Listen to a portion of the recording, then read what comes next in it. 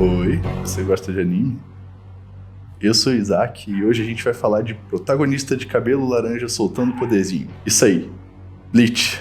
Acho que todo mundo conhece esse anime, né? Se você parar pra pensar, ele já é tão velho que eu não preciso nem me preocupar com spoiler mais. O mangá começou em 2001 e o anime em 2004. Por muitos anos, esse mangá fez tanto sucesso que estava sempre entre os 3 mais lidos da Jump, dividindo espaço com Naruto e One Piece. E não é por menos. A obra teve um começo incrível e o anime era top demais. Quer dizer, até a qualidade cair e ser cancelado, né? Ficou tão ruim que, mano, até eu parei de ler, mesmo depois do mangá voltar a ser publicado. Mas, enfim, por que então eu resolvi falar dessa obra? Apesar de ter tido seus problemas, a obra tem algumas coisas muito boas, que merecem alguma atenção. Em especial, agora que o anime voltou para adaptar o último arco do mangá. Vamos lá.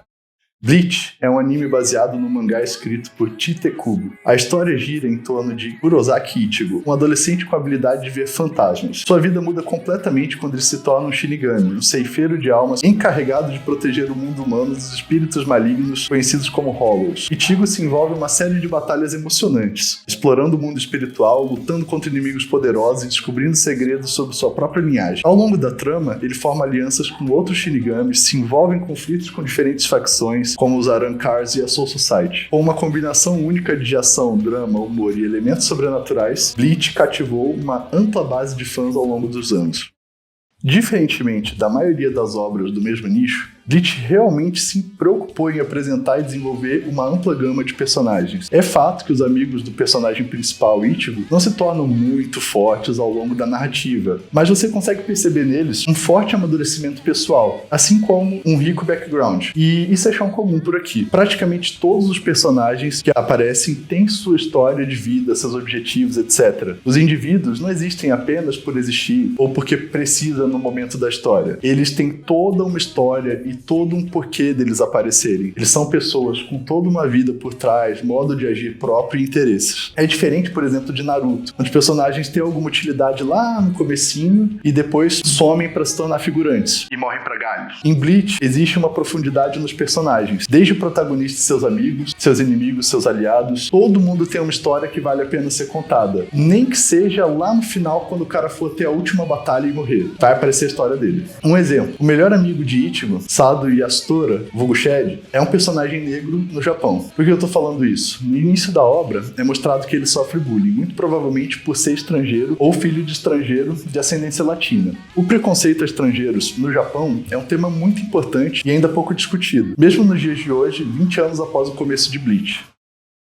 Em Bleach, é seguro dizer que quase tudo tem um propósito. Desde o clima, até as flores, a aparência, as roupas utilizadas, a linguagem, a forma como o personagem ganha seus poderes. Tudo tem um propósito que tem relação com a história. O clima, por exemplo, é usado o tempo todo pelo autor para acentuar a percepção da emoção que os personagens estão sentindo. Sobretudo o personagem principal, Ichigo. Quando ele tá triste, desesperado, perdido, chove. Chove muito. Quando ele decide o que fazer ou chega a uma conclusão, abre sol. Quando ele é consolado pela Rukia, ela coloca sobre ele um guarda-chuva, uma simbologia óbvia para mostrar que ela alivia o fardo que ele carrega. São mensagens sutis que o autor passa que reforçam a carga emocional da cena. Além disso, o clima é também importante dentro do mundo interior de Ichigo, onde ele conversa com a espada dele, Tensa Zangetsu, que mais pra frente descobre que não é a Tensa Zangetsu, mas enfim, isso é outra história. Numa das primeiras conversas dos dois, Zangetsu diz que não gosta de ver a chuva porque ela representa o desespero, e Ichigo faz uma promessa de deixar que ali nunca mais chova. Então Zangetsu diz que sempre que ele precisar, emprestará seu poder. Mas a cada vez que o Ichigo volta no interior dele, a chuva só cresce e o local tá cada vez mais inundado. As 13 divisões da Soul Society, por outro lado, tem cada uma flor que a representa. Se trata de uma forma do autor expressar ou passar mensagens quase que subliminares sobre os detalhes da obra.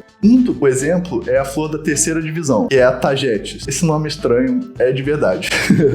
Um símbolo supostamente de desespero, segundo as lendas japonesas. Segundo a explicação também do próprio mangá. É bom lembrar que o capitão dessa divisão era o Gin, que seguiu Aizen a vida toda como um espião, esperando só uma oportunidade para assassiná-lo, mas acabou morrendo depois de falhar. Já a quinta divisão, que era comandada por Aizen, tem como símbolo o lírio do vale, que pode simbolizar sacrifício, perigo e humildade. Todas características que fazem sentido no contexto da morte fake do Aizen no arco da Soul Society no início da trama. E é só mais um exemplo exemplo, o símbolo da 6ª divisão, do capitão Byakuya, é a camélia, que é comumente associada à nobreza, que é algo muito forte no personagem Byakuya. Por outro lado, existe toda uma escolha estilística por trás de cada ambiente em Bleach. A Sociedade das Almas é um local tipicamente japonês, onde as pessoas usam trajes orientais tradicionais, como que simbolizando o apego ao que é tradicional, conservador. A ideia de que o que existe deve ser preservado, ou seja, o conformismo, ou até mesmo o conservadorismo. Por isso mesmo, também há muitas referências budistas nos Shinigamis, como o símbolo da fertilidade na espada de Ichigo. Muita gente pensa que é uma suástica, mas não é. Por outro lado, os Quinches representam a mudança ocidental. Seus ataques são todos em nomes alemães e suas vestimentas são claramente inspiradas no regime nazista, o que faz sentido, tendo em vista o último arco em que eles executam um genocídio. Aliás, essa mentalidade é representada também por simbologia cristã. Já reparou que a arma do Ishida é ativada por uma cruz? Já os Hollows são inspirados claramente no Dia de los Muertos, com muitas formas animalescas, caveiras e nomes em espanhol. E justamente por serem inspirados no Dia dos Mortos, os 10 espadas, que são os Hollows mais fortes, representam os aspectos da morte. O mundo de Bleach é vasto e diverso, incluindo até estrangeiros e negros, o que ainda é bem raro hoje em dia, como eu já tinha comentado. Mas agora você imagina em 2001. Aliás, a origem e a aparência não definem apenas cor de pele nessa obra. Assim como Sado, amigo próximo do Ichigo, que sofria bullying por ser negro e de origem latina, o próprio Ichigo também era atacado por ter cabelo laranja, algo que fazia ele ser confundido com os japoneses mestiços. E só para não esquecer os poderes, os Quinches literalmente retiram o poder do sangue de seu salvador. Já os poderes de Shinigamis e Hollows se originam do apego ao mundo material. São referências claras ao cristianismo e ao budismo. Falando dos poderes, a evolução dos poderes do protagonista também tem muito mais a ver com a sua evolução como personagem do que com treino e poder bruto. Por que eu digo isso? Porque as evoluções do Ichigo, elas são marcadas por reflexão pessoal e entendimento de si mesmo. A gente tem a impressão de que em muitos momentos ele evoluiu depois de treinar, mas se você parar pra pensar, na realidade todos os momentos ele evoluiu depois de ter um raciocínio ou uma reflexão mais elevada sobre a própria vida e sobre o seu papel e o que ele quer. Quando ele tenta vingar sua mãe, ele primeiramente falha porque ele se deixou dominar pelo ódio, mas quando ele volta a si e entende que o que ele quer é a paz e não a vingança, ele consegue vencer a batalha. Já no arco da invasão da Soul Society, ele conquista sua Bankai quando decide que fará o que for preciso para proteger seus amigos. Após derrotar Aizen, abandonando seus poderes, ele acredita que ficará tranquilo, pois tudo que ele queria era paz, mas acaba conquistando seus poderes Fullbringer, quando percebe que o que ele desejava não era realmente a paz, era o poder para proteger os seus amigos. Por último, no arco da guerra, ele só consegue consertar a sua Zanpakuto quando ele entende qual é a origem dos seus poderes e qual é a origem dele mesmo.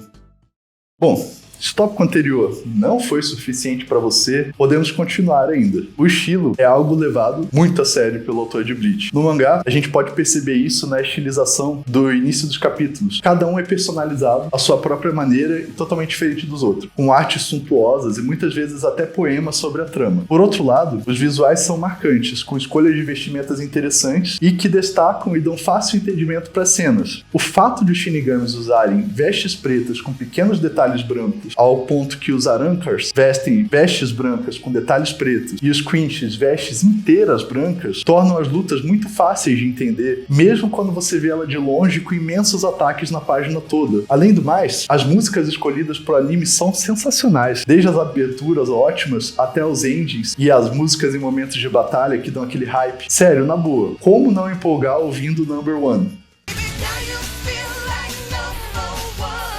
Essa é a obra que poderia ter sido muito mais, se tivesse tempo adequado para o autor pensar melhor na trama, para além dos temas conceituais. Eu creio que pela pressa e pelo detalhismo, o Kubo acabou deixando de lado aspectos importantes da trama e focando demais em conceitos e significações grandiosas, o que fez a qualidade cair muito. Se você não conhece, vale a pena. Só pula os fillers que puta que pariu. Parece Naruto de tanto filler. É isso. Até mais, pessoal.